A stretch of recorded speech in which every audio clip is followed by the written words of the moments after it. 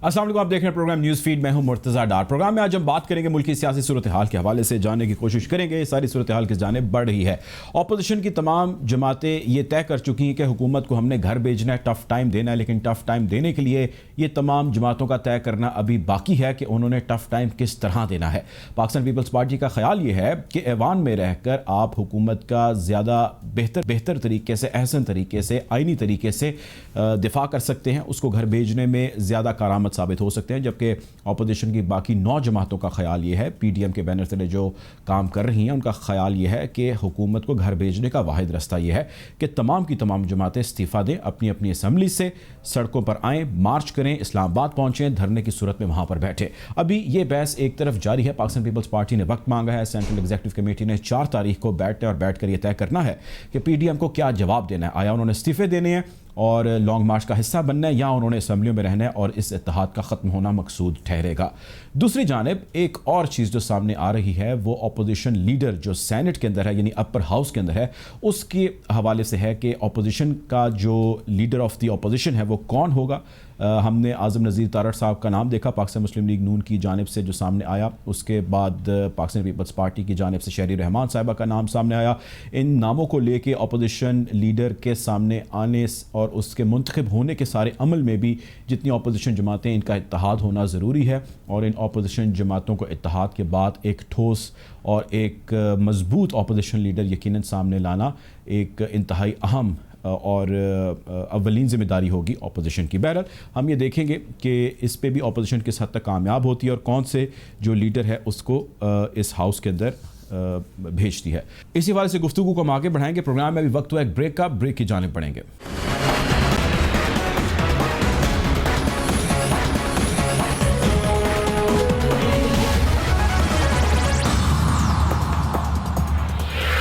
Welcome back after the break. Programme में हमें join कर रहे हैं नदीम रज़ा साहब और आदिल शाहजेब साहब। Welcome to the show. Nadeem साहब, आपसे गुफ्तगू का आगाज़ करता हूँ। ये बताइएगा कि PDM से पाकिस्तान पीपल्स पार्टी का इल्हाक, इत्तेहाद ख़त्म होता देख रहे हैं आप, या ये साथ साथ चलेंगे? क्या खिचड़ी पक रही है? कुछ इनसाइडर आपके पास बहुत सारी होती है, को दे हमें भी। देखें, अभी ये सब चहमगोइयाँ चल रही हैं। सब ने एकदम वो अपना सब्र का दामन छोड़ दिया है। सब ने शुरू कर दिया है कि ये 9 जमाती इत्तेहाद रह गया जो पहले 11 हुआ करता था। ऐसा कुछ भी नहीं है।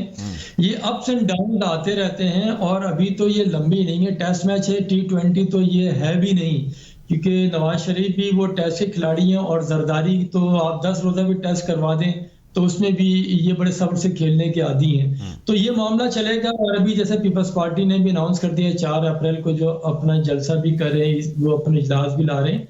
तो अभी ये एक दोबारा से आ जाएंगे, बैठ जाएंगे। देखिए, मौलाना फजल रहमान का भी रवैया आपके सामने है, बहुत ज्यादा कोई जारहाना नहीं है। वो जो कुछ कहना चाहते हैं सब कुछ कह जाते हैं, लेकिन जिस हिकमत के साथ मौलाना फजल रहमान चल रहे हैं, कम से कम उसको उन्हें देख लिया जाए कि वो बहुत एग्रेसिव टोन इस्तेमाल नहीं कर रहे हैं। इसका मतलब ये है कि तमाम रहनुमाओं को मालूम था कि आगे क्या होना है, किस हद तक ये जा सकते हैं और गवर्नमेंट को कितना टफ टाइम दे सकते हैं। इन्होंने बहरहाल दोबारा ये बैठना है, लेकिन जो बयानबाजी चल रही है ये इसी तरह से होता है। और जब भी जो फैसले होने होते हैं वो आला क़यादत 2 से 3 लोगों के दरमियान होते हैं और वो ओपन भी नहीं होते हैं। उनके जो रिजल्ट्स होते हैं वो थोड़े वक्त के बाद आते हैं, लेकिन अवाम को और सबको जल्दबाजी है कि ये क्या हो क्या रहा है, ऐसा कुछ भी नहीं है। बज़ाहिर PTI को रिलीफ जरूर मिला है, लेकिन उनके ऊपर जिम्मेदारियां मजीद बढ़ गई हैं कि वो जश्न जरूर मना रहे हैं कि PDM का इत्तेहाद टूट रहा है, लेकिन उतने ही वो भी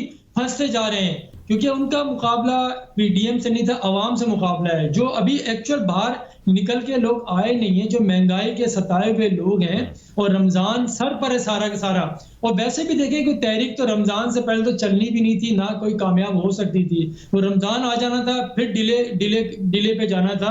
तो इसलिए जो जरदारी साहब की जो मूव थी वो भी एक टेक्निकली उन्होंने खेली है, क्योंकि वो जो पहले कह रहे थे कि वो लंदन से बैठ के वो अपनी लाइनें सीधी कर रहे हैं बाहर से सऊदी अरब या चीन के साथ, और इसी तरह से जरदारी साहब ने अपनी यहाँ एस्टैब्लिशमेंट के साथ वो लाइन सीधी की है। बहरहाल ये नर्म और गर्म की पॉलिटिक्स ये अभी चलेगी, इतनी जल्दी PDM ये नहीं टूट रहा। कि बहुत से लोगों की ख्वाहिश है कि वो चाहते हैं कि इनकी ख्वाहिशात के मुताबिक पीपल्स पार्टी और नवाज शरीफ और फजल रहमान रिएक्ट करें, ऐसा नहीं है। ऐसा नहीं है, उनकी ख्वाहिशात के मुताबिक डील करें। मैं वापस इस पॉइंट पे आता हूँ, आदिल की तरफ बढ़ते हैं।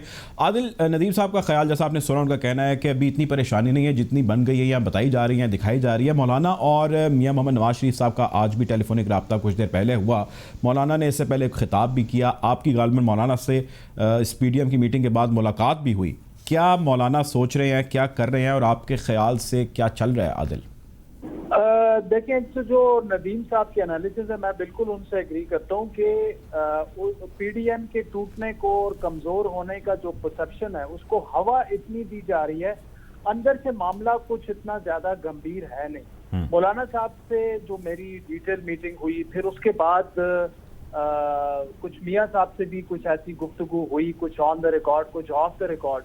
तो उनकी बेसिस पे मैं आपको बता सकता हूँ कि जो PDM का असल मामला था, जो जरदारी साहब का गुस्सा था, वो इस्तीफों के मामले पर नहीं था। जरदारी साहब का गुस्सा इस पे था कि मौलाना साहब और नवाज शरीफ साहब, उनका गिला ये था कि फैसले बिल्कुल वो अपने कर रहे हैं और पीपल्स पार्टी को उस तरह से एतमाद में नहीं लिया जा रहा जो पीपल्स पार्टी एज ए बड़ी जमात डिजर्व करती है।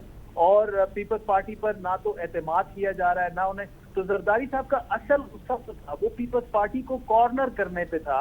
और इस्तीफों का जो मामला था वो तो पहले दिन से क्लैरिटी मौजूद है विद इन द PDM कि पीपल्स पार्टी इस्तीफों के हक में नहीं है। ये नहीं कि वो इस्तीफे बिल्कुल नहीं देना चाहते, लेकिन इस वक्त जरदारी साहब ये समझते हैं कि अगर हमने इस्तीफे दे दिए तो जो लोग इमरान खान को लंबा चलाना चाहते हैं वो मुल्क इधर से उधर भी हो जाए, मामलात उलट पुलट हो जाएं। उन्होंने हर हालत में अगर इमरान को चलाना है तो हमारे इस्तीफे जाया जाएंगे, मेरी सिंध की हुकूमत जाया चली जाएगी। तो जरदारी साहब का बड़ा एक प्रैग्मेटिक अप्रोच है इस पे। लेकिन मौलाना साहब से जो मेरी गुफ्तगू हुई, तो मौलाना साहब जो नाराज थे और शदीद नाराज थे, मौलाना साहब को इतना अफसुर्दा मैंने पहले नहीं देखा। और उनका ये कहना था कि देखें आदिल, जो सियासत है या हुकूमत है, मैं बचपन से अपने वालिद को देखता आया हूँ, फिर काफी मूवमेंट्स हमने चलाई हैं, परवेज मुशर्रफ के साथ भी ओपोजिशन में रहे और बहुत से बीबी के साथ हमने करीबी काम किया। असल जो मामला है वो ये है कि जरदारी साहब को ऐसे डील नहीं करना चाहिए था मियाँ साहब को, जिस तरीके से अल्फाज इस्तेमाल हुए उससे बड़ा नेगेटिव पैगाम गया है और वो थोड़ी बहुत ज्यादती कर गए हैं। लेकिन यहाँ पे आपके लिए खबर ये भी है कि मौलाना साहब और जरदारी साहब के दरमियान पहला राब्ता बाकायदा तौर पर इस्टेब्लिश हो चुका है। और मेरी जहां तक मालूमात हैं वो ये है कि अब बात आहिस्ता आहिस्ता मध्यम होती जा रही है। आज जरदारी साहब ने और बिलावल ने, जो पीपल्स पार्टी के कोर लोग हैं 3-4, नैयर हुसैन बुखारी साहब और जो 2-3 सिंध के उनके बड़े लीडर हैं, उन सबको बुला के वहां पे जो मीटिंग हुई जिसमें ये डिसाइड हुआ कि 4 को हमने जलसा पिंडी में करना है, भुट्टो साहब की जो शहादत बरसी जो मनानी है उन्होंने, तो उसी में ये डिस्कशन हुई कि अब हालात को नॉर्मल की तरफ लेके जाएंगे। तो आज रात से आप देखेंगे कि नून लीग हो, चाहे JUI हो, चाहे पीपल्स पार्टी हो, वो जो एक दूसरे पर उनकी सेकंड टियर लीडरशिप खुलकर तनकीद कर रही थी पिछले 2-3 दिनों में, वो ऑटोमेटिकली फेड अवे हो जाएगी। और PDM को मैं कहीं जाते हुए नहीं देख रहा। और मैं आपको ये भी कह रहा हूँ कि ईद के फौरन बाद ये लॉन्ग मार्च भी होगा। इस्तीफों का मामला शायद वो पोस्टपोन हो जाएगा, थोड़ा सा वो बैकग्राउंड में चला जाएगा, लॉन्ग मार्च होगा, साथ साथ में ये मूव करेंगे पंजाब में तहरीके अदम एतमाद भी और वो भी। क्योंकि देखिए इस वक्त मियाँ नवाज शरीफ की जरूरत जरदारी है, जरदारी की जरूरत PDM है। ये एक दूसरे के बगैर अकेले रह जाएंगे। और एक परसेप्शन ये भी है, ठीक है, मैं आपके पास वापस आता हूं आदिल, यहीं से हम इसको कंटिन्यू करते हैं। आपकी तरफ आता हूं नदीम साहब ये बताइएगा कि आपने भी कहा, आदिल ने भी कहा कि PDM का इत्तेहाद टूट नहीं रहा, मामलात सेटल होने की तरफ आहिस्ता आहिस्ता बढ़ रहे हैं। अपोजिशन लीडर को लेके कुछ हमने देखा कि डिस्टर्बेंस है नून लीग के और पाकिस्तान पीपल्स पार्टी के हलकों में। पाकिस्तान पीपल्स पार्टी की तरफ से गालिबन शहरी रहमान साहिबा का नाम सामने आ रहा है और तारड़ साहब का नाम पाकिस्तान मुस्लिम लीग नून की जानिब से हमने देखा कि दिया जा रहा है लीडर ऑफ द अपोजिशन के लिए अपर हाउस के अंदर। क्या खिचड़ी पक रही है? ये भी तो एक पॉइंट ऑफ डिस्कशन या पॉइंट ऑफ कॉन्फ्रंटेशन हो सकता है दोनों पार्टियों के दरमियान। देखें, ये भी अपनी जगह एक मुसल्लम हकीकत है, क्योंकि जरदारी साहब का वो यही है, इसके ऊपर कोई ऐसी बात हो ही नहीं थी कि नून लीग का अपोजिशन लीडर होगा। क्योंकि अगर सेनेट में देखें आप, जो सीटें ज़्यादा हैं वो पाकिस्तान पीपल्स पार्टी की हैं और एएनपी भी उनके साथ ही खड़ी हुई है। ये अपनी जगह मामला ये अभी आगे चलेगा इस तरह से, क्योंकि जरदारी साहब का एक यही अपना वो है कि उन्हीं की जमात का बनना चाहिए कि जो उनके साथ हाथ हो गया। सबसे पहले इसके में रोक के एक और चीज़, वो जो पीपल्स पार्टी ने अनाउंस किया था कि ट्रिब्यूनल में जाएंगे, जो सेनेट के चेयरमैन का इंतखाब हुआ, जो 7 वोट जो मुस्तरद हुए थे, वो कहाँ गया? देखे ना, वो अभी तक वहां नहीं पहुंचे। अभी तक अपना जो ऑफिशियली जो प्रोटेस्ट था या आपने पटिशन डालनी थी, वो कहाँ गई? तो सब इंटरनल सतह पे ये सबको मालूम है कि आगे क्या होने जाना है, और ये मामलात इसी तरह से ये चलते रहेंगे आगे। जरदारी साहब भी, नवाज शरीफ साहब भी और मोहम्मद फजल रहमान, ये इसी तरह आगे जाना है इनको। और ये थोड़ा सा नरम और गर्म माहौल रखना बहुत जरूरी है, क्योंकि वोटर्स को भी और जो इनके एमएनएज एमपीएस हैं उन्हें भी इंटैक्ट रखना है। गो के कुछ एंकर्स हैं, कुछ लिखारी हैं, उनकी ख्वाहिश ये थी कि अभी फौरी तौर पे एकदम हाड़ा उड़ी हो, गर्मा गर्मी हो और ये सबको सड़कों पे लेकर आ जाएं, वो दस्तक गिरबां कर दें। वो ऐसा कुछ नहीं है। ये तीनों पॉलिटिशियन सीजन पॉलिटिशियन हैं, इन्हें मालूम है कब कहां जाना है, और इन्हें यही पता है कि उनका मुकाबला है किसके साथ। उनका मुकाबला इमरान खान के साथ है या किसी और के साथ है। बज़ाहिर रिलीफ दिया है इमरान खान को, और एक तरह से पीडीएम ने वक्त लिया है और वक्त आगे दिया भी है किसी को। आप ये देखिएगा, जो आने वाला वक्त है, कुछ थोड़े वक्त के बाद, 2-3 हफ्तों के बाद आप देखेंगे, ये इन्होंने वक्त बेसिकली दिया है आगे। और इसमें ये जो मिसहैप हुआ है या मिसकैरेज हुआ है, जो थोड़ा सा लोग समझते हैं, इसमें तीनों जो अपोजिशन लीडर हैं ये आपस में एक ही हैं और ये एक पेज पर हैं। इन्हें आगे जाना है और इनको मालूम है इनका सफर कहां तक जाएगा और तहरीक इंसाफ को किस तरह से ये टफ टाइम देना चाहेंगे, क्योंकि रमजान से पहले इनकी कोई चीज उस तरह से कामयाब होती दिखाई नहीं दे रही थी मूव। इसीलिए ये इन्होंने खेला है कि थोड़ा सा टाइम ले ले, क्योंकि पहले भी जो मौलाना फजल रहमान के साथ जो कमिटमेंट हुई थी वो पूरी नहीं हुई। इस मर्तबा फिर कोई कमिटमेंट हुई थी, वहां पे वो डामाडोल हो रही थी, क्योंकि दोनों साइड से जो कहा यही जा रहा था कि नवाज शरीफ साहब वहां से अपने आप को सीधा कर रहे थे। इसी बुनियाद के ऊपर फिर जरदारी साहब ने यहाँ पे बैठ के कहा कि पहले मियां साहब वापस आए। ये तो वो बात हो गई कि ना उन्होंने वापस आना है और ना इन्होंने इस्तीफे देने हैं। लेकिन इस्तीफे का कोई अभी तक ऐसा फैसला नहीं हो रहा कि जरदारी साहब ने इस्तीफे देने हैं, क्योंकि सबसे बड़े स्टेक होल्डर जो है वो पाकिस्तान पीपल्स पार्टी है अपोजिशन के अंदर। बाकी जो कहते हैं लोग कि 9-10 जमातें हैं, 10 में से कैसे 3 जमातें टोटल अगर देखी जाएं, और उनमें से सारा सब कुछ है पीपल्स पार्टी का। उनके मुकदमात भी हैं, क्योंकि सीएम वजीर आला के खिलाफ एक और केस खुला, उसके बाद खामोशी हो गई सारी। तो उन्हें तो रिलीफ मिलता जा रहा है, वो क्यों इस्तीफे देंगे? ये इसी तरह से आगे लेके जाना है मामला। और हाँ, अगर है तो एक है जो खामोश है, वो अवाम है।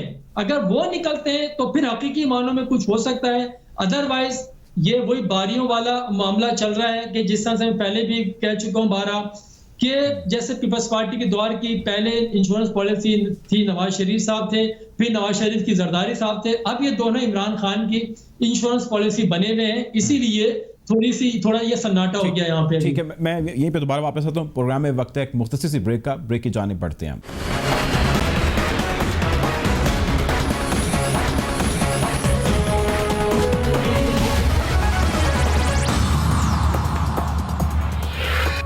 Welcome back after the break. Adil Shahzeb साहब हमारे साथ मौजूद हैं, नदीम रज़ा साहब हमारे साथ मौजूद हैं। आदिल, आपसे मेरा सवाल ये है कि अभी तक का तो कंसेंसस आपका और नदीम साहब का ये है कि पाकिस्तान पीपल्स पार्टी कहीं नहीं जा रही, इत्तेहाद रहेगा और यूं ही कायम रहेगा और ये आगे चलते रहेंगे मिक्स एंड मैच के साथ। लेकिन एक हल्का या एक स्कूल ऑफ थॉट ये है, वो ये कहते हैं कि जी पाकिस्तान पीपल्स पार्टी आने वाले वक्त में माइनस हो रही है। ये बताएं कि माइनस अगर हो जाती है पाकिस्तान पीपल्स पार्टी, तो इमरान खान साहब और उनकी पार्टी के लिए, उनकी हुकूमत के लिए मुश्किलात यूं ही कायम रहेंगी अगर मौलाना और बाकी जो नून लीग और उनके साथी हैं वो प्रोटेस्ट करते हैं और इस्तीफों की जानिब बढ़ते हैं, या कोई मुश्किल नहीं होगी? देखिए, जहाँ तक मुझे आपकी सवाल की समझ आई है तो खान के लिए मुश्किलात तो ऑलरेडी जो 2 दिन पहले जरदारी साहब ने कर दिया ना, तो उनकी मुश्किलात बढ़ गई हैं। और उसकी वजह यह है कि एक तो अभी फोकस सारा जो है वो आ चुका है परफॉर्मेंस पे और डिलीवरी पे आ जाएगा पीडीएम से हटके। दूसरी बात ये है कि जो मुक्तदर हलके हैं, जो इस्टेब्लिशमेंट है, वो जो बुज़दार साहब से उनको शिकायत थी या महमूद खान से थी या मरकज में वो जो चेंजेस जा रहे थे, उसके लिए अब खान साहब पे दबाव मजीद बढ़ता हुआ मैं देख रहा हूँ। क्योंकि अभी चूंकि ओपोजिशन अगर थोड़ी बहुत ओवर शेडो भी हो जाएंगे पीडीएम के मामला, तो खान साहब के ये वाले असल चैलेंजेस हैं जो कि पीडीएम की मूवमेंट में थोड़े से दब गए थे। तो एक तो खान साहब को जो है वो ये करना पड़ेगा।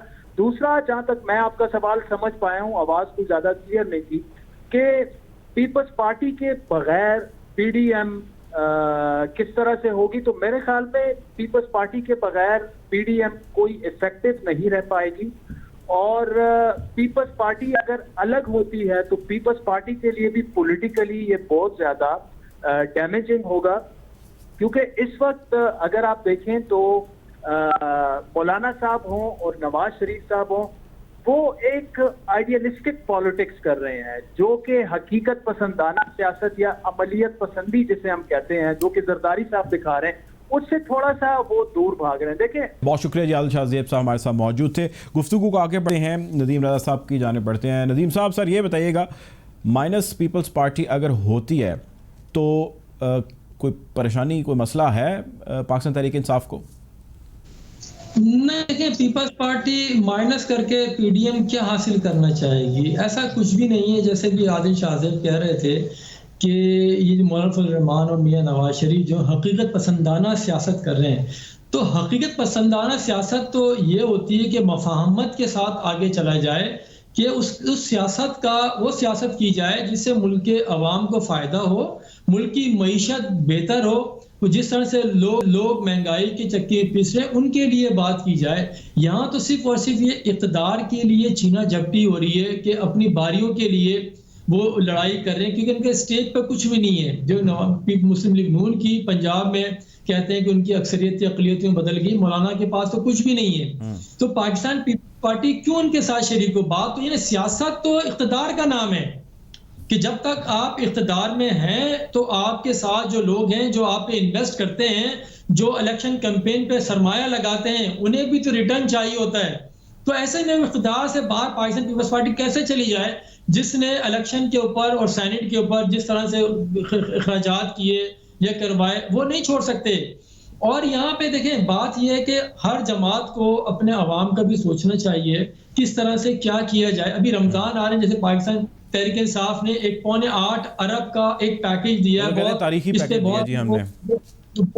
लेकिन अगर उसको डिवाइड करें पाकिस्तान के जो अवाम है, ये बड़ी एक फिगर है। आप भी देखिए, पाकिस्तान की जो आबादी है, जो रजिस्टर्ड जो है सेंसस के साथ, 21 करोड़ और 50 लाख से ज्यादा की आबादी है ये। उसमें अगर ये 0.8 अरब रुपए आप डिवाइड करते हैं तो 36 रुपए पर पर्सन के पास आता है। और अगर 50% आबादी पे करें तो 72 रुपए। अब आप बताएं, पूरा रमजान का महीना 72 रुपए के ऊपर कोई कैसे अफ्तार करेगा और सहरी करेगा? तो ये वो मौजू है, इसके ऊपर बात करनी चाहिए, इसके ऊपर लॉन्ग मार्च करें, इसके ऊपर धरना चाहिए। जहां भी देना है आपने धरना इस्लामाबाद में अच्छा, ये बताएं या कहीं और। अब आप परफॉर्मेंस की बात कर रहे हैं, पाकिस्तान तहरीक इंसाफ की गवर्नमेंट की 2.5 साल गुजर गए और 2.5 सालों में उन्होंने बहुत सारी ज़ाहिर रिएक्शन लोगों का लिया, लेकिन उनका कहना यह था कि सारा किया था पिछली हुकूमतों का था।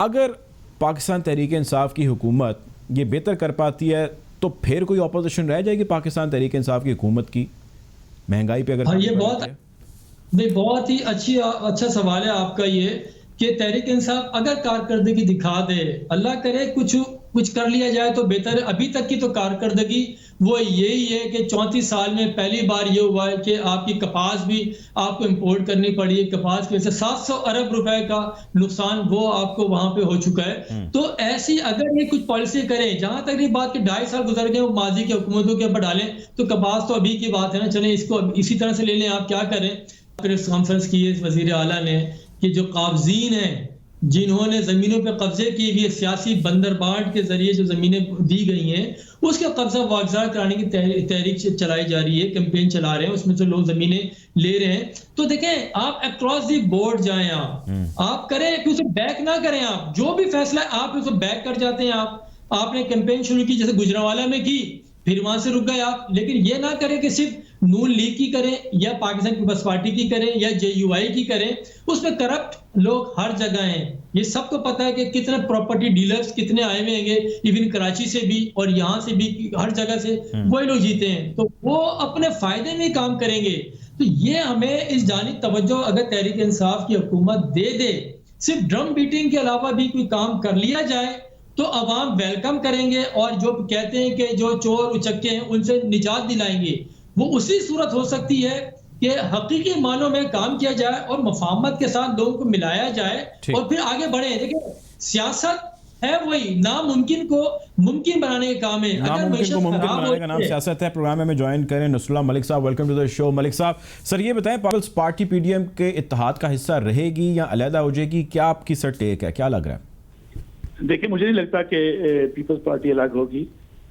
पीपल्स पार्टी कोशिश करेगी कि वो PDM की लीडरशिप को कायल करे कि इस्तीफे देने के बजाय जो एहतजाज का बाकी रास्ता है उसको इख्तियार किया जाए। क्योंकि पीपल्स पार्टी का मौक़िफ़ ये है कि जब PTI भी रिजाइन कर रही थी, कौमी असम्बली से निकल रही थी, मियां नवाज शरीफ की हुकूमत थी, तो उस वक्त भी पार्लियामान के साथ पीपल्स पार्टी खड़ी रही थी और पीपल्स पार्टी कन्विंस करने की कोशिश करेगी फेडरल काउंसिल में उनके जब इस बात का फैसला आएगा। तो मेरा नहीं ख्याल कि वो इतनी बड़ी दरार फौरी पड़ सकती है। ये हो सकता है कि इख्तिलाफात चलते रहें, लेकिन कोई बिल्कुल ये कहना कि पीपल्स पार्टी अलग हो जाएगी, अभी तो इसका इम्कान कम नजर आता है। पाकिस्तान पीपल्स पार्टी और पाकिस्तान मुस्लिम लीग नून में जो अपोजिशन लीडर हैं सेनेट में, उनके नामों के ऊपर भी कुछ इख्तिलाफ चल रहा है, शरीन रहमान साहिबा और तारड़ के। इस हवाले से आपका क्या एनालिसिस है?